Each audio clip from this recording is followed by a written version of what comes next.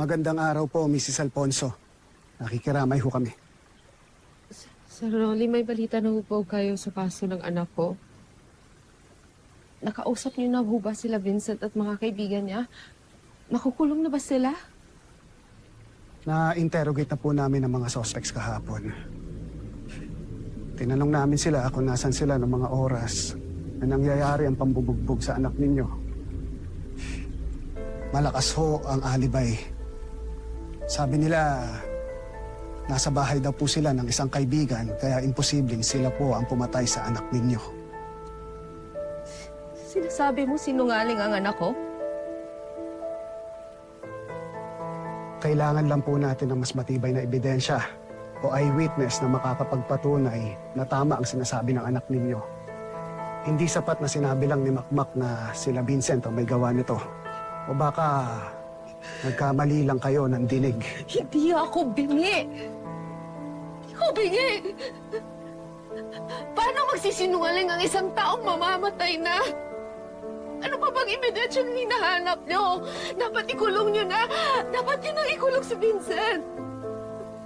Kailangan pong dumaan sa due process ng lahat. Kailangan ng ebidensya ang isang krimen. Hindi sapat na sabi-sabi lang o haka-haka. Tingnan niyo! Tingnan niyo mabuti ang ginawa nila sa anak ko! Ha? Kahit pinagtakpan na lahat ng sugat at pasa, makikita niyo pa rin kung ganong sakit ang dinanas niya sa mga kamay nila Vincent.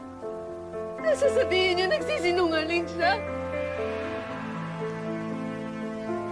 Bakit? Porket ba mahirap kami na ginaganito mo kami? Ano bang kailangan niyo? Pera? Ikulong niyo na si Vincent! Wala kayong puso! Minahon ho kayo. Bakit ako hihinahon? Hindi pa napaparusahan at nakulong ang taong gumawa nito sa anak ko. Mabuti pang umalis na kayo dito dahil wala kayong kwenta. Layas! Lumayas kayo! Tara na.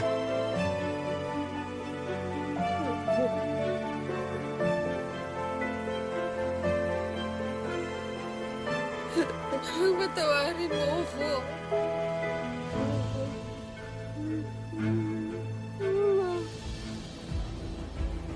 Chip, hindi naman natin nakausap si Vincent kahapon, ah. Mahimik ka nga. Hindi ko hahayaang makulong ang pamangkin ko. Tara. Hanap, hindi ka sinungaling. Hindi ka sinungaling. Patawarin mo. Wala akong nagawa. Inusumpa ko. Makukuha mo ang hustisya ko. Sana darating ang araw na singilin ng kapalaran si Vincent. Sana dumating ang araw. Ang bunga na ginawa nila. At maramdaman nila ang pait. Pinakita nila sa iba. Yung napapanood niyo po ngayon, mga kapuso, ay storyang inspired lang ng mga totoong event sa ating bansa. Pero mamaya may makakausap po tayo na pareho ang kwento kay Makmak. Walang awa ring binugbog at pinatay ng mga minor de edad ang anak niyang may kapansanan. Huwag po kayong bibitaw, mga kapuso, mamaya may one-on-one tayo kay Lizelle.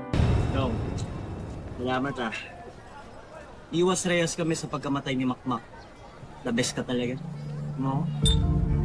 Siyempre, pamangking kita. Nangako ako sa mga yumaong magulang na poprotektahan kita. O siya, ayun na munang mag-inom. Punta muna ako sa presinto. Papadala na kami pulutan na, sir, ah. O siguraduhin mo masarap yan, ha? Ate! Sige na. Dong, ingat.